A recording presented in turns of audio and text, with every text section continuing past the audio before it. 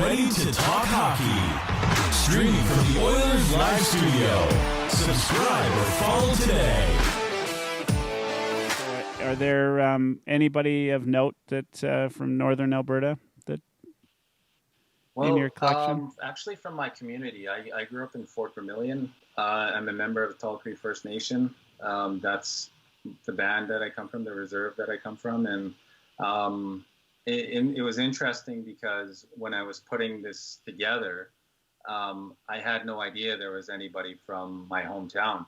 And I remember when I was a kid, my older brothers were telling me that there was a hockey player from Fort Vermilion, and I just shrugged it off. I didn't believe them. I couldn't believe that anybody would make it to the NHL from my community because we're so isolated and so far away from everything. And when I was putting this card collection together, I was actually I was a guest on CBC Radio in Edmonton with Mark Connolly, and after the show, he talked to me and he said, "I don't know if you ever heard of this guy named Dan Hodgson. I'm pretty sure he's Métis." He said, "You should look him up. He played in the 80s." So I did. I went to Google as soon as I got home.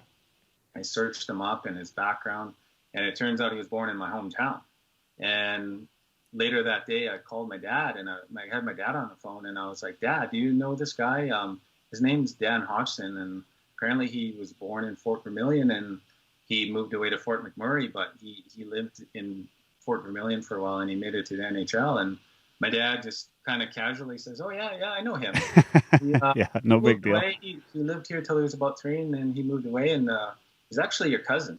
So I was actually I was taken aback by that comment and how casual my dad was about it, because he knew I was working on this collection since 2014. And he didn't take the time to tell me about my cousin who made it to the NHL. So, but what happened was they moved away, I think it was in the 60s, and it's easy to lose touch, I guess, back in those days. I mean, no internet, it's hard to make long distance phone calls, all that kind of stuff, and just kind of lost touch with the family. And he played 4 seasons in the NHL and had a long career in the Swiss League. So he had an awesome career. That's awesome. And what do you have his card? Yeah, I do. Yeah. What year? Actually, the card I have is from 1994. It's not a rookie card. Okay. I'm just kind of keeping it as a filler card right now because he has a ton of cards from the Swiss League.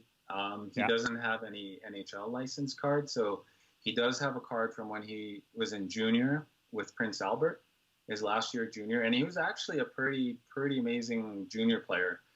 He won CHL Player of the Year. He won a Memorial Cup, and he also won a gold medal with Team Canada at the World Juniors. Had 185 points or so in his last year junior. Not too bad. But he has a card with Prince Albert, and then while he was in the NHL back in the 80s, it was really hard to get a hockey card unless you're a consistent player and you're well known. So he was up and down between the NHL and AHL, and at his peak, I think he played 46 games while he was in the NHL. He was with Toronto and the Vancouver Canucks, and he just never had a hockey card. So I had to find one from his days in the Swiss League. So I'm kind of keeping that as a filler card, and until I can track down that Prince Albert Raiders card, which I would consider his rookie card. Yeah, that's awesome.